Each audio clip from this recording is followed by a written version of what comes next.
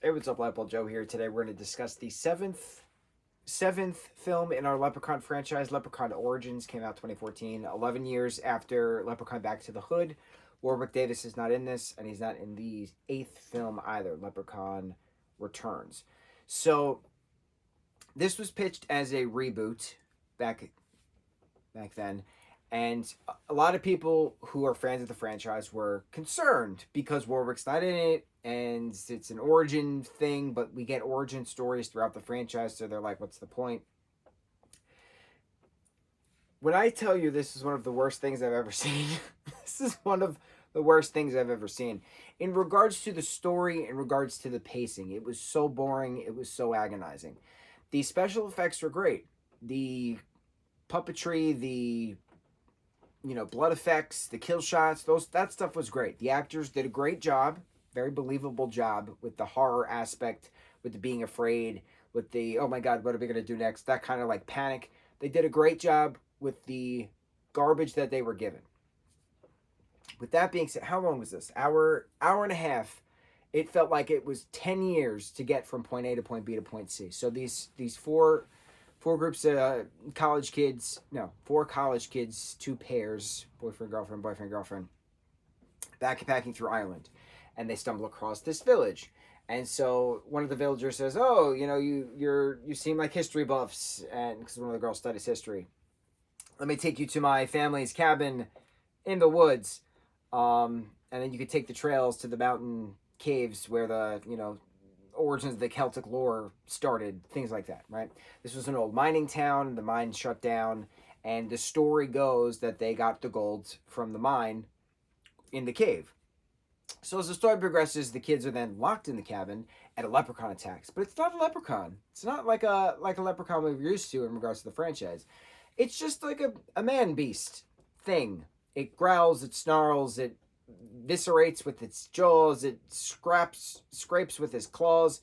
It's jaws and claws. Did not realize till now that those rhyme. How interesting. It's just a bloody cabin in the woods kind of feel, like Hills Have Eyes kind of feel to it. Like the village people are going to sacrifice these kids to make sure the creature in the woods, in the mountains, is at bay for the next time period. Like, we've seen this. Like, this is old. Like, we've seen. How is this a rebirth of the franchise, right? How is this a reboot of a franchise? I don't get it. So eventually they escape a cabin and they go to the house down the road, which happens to be the villager owner used to live there when the mine was still open, and they read this like history book in the basement that this was where the leprechaun's gold was, in this cave, and the villagers stole all the gold, and to make amends they've been sacrificing people to pay back the debt that they used then to buy things or whatever. But it's just one leprechaun focus throughout the entirety of the film, one man beast creature throughout the entirety of the film. And then we get a snapshot of the velociraptors in the tall grass scene from Jurassic Park 3. Don't go into the long grass. Excuse me, Jurassic Park 2. Love that scene. It's a wonderful, beautiful, gorgeous, horrifying scene. Jurassic Park is a horror franchise. So we get one of those Jurassic Park moments at the very end of the growling, snarling leprechauns. But, like, there's no wit, there's no charm like we're used to within regards to the leprechaun lore. And, like, how do you kill a leprechaun? Well, obviously you cut off its head with a machete in this film. Now, bro, when I tell you I screamed at my television because the idiots that made this film have no concept of continuity. Someone explained to me why female heroine takes the machete, chops the head off. Well, excuse me, she goes like this. Chops the head off of the leprechaun, right? But the blade, do I have a sword near me? Oh, my swords are buried. The blade goes through. He's snarling. And the blade chops through his cheek, basically, and, like, severs, and, like, you see, like, the puppet, like, it goes like this, right? So, like, bottom teeth, bottom jaw goes this way, and the rest of the face goes that way, and the rest of the head flies that way, right? So, like, he's severed at the jaw, okay? All right.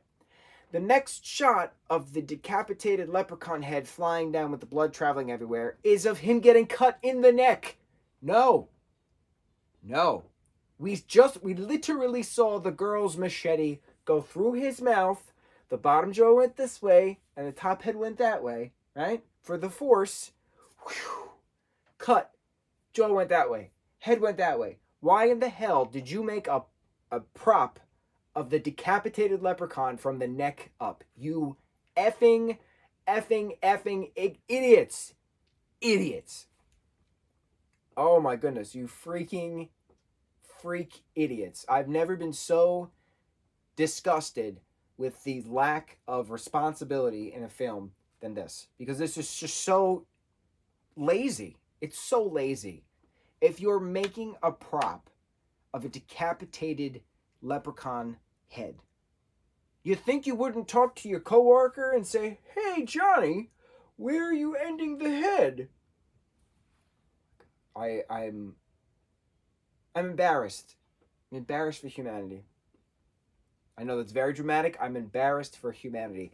This is why the aliens hate us, because we're stupid. We're stupid. If you want a pure representation of how dumb we are, watch this film. Stupid. So, I can't say anything good about this aside from the realistic prop aspect and the actors doing a great job. I just wish people did their job. I clearly there was no test audience for this. Obviously, this has a horrible rating on IMDb, on Rotten Tomatoes as well, rightfully so. It's useless. It's useless. I don't know what else to say.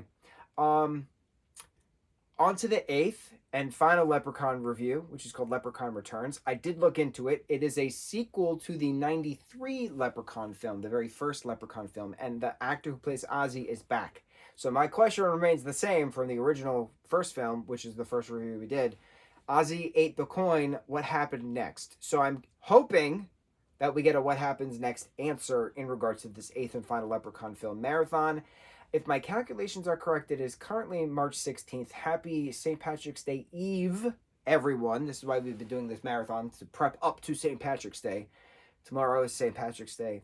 We will be reviewing our final Leprechaun film for St. Patrick's Day. We're going to do a little mix of things, and then we have a John Hughes marathon, which I'll explain why. But yeah, on to the next review. Mahalo.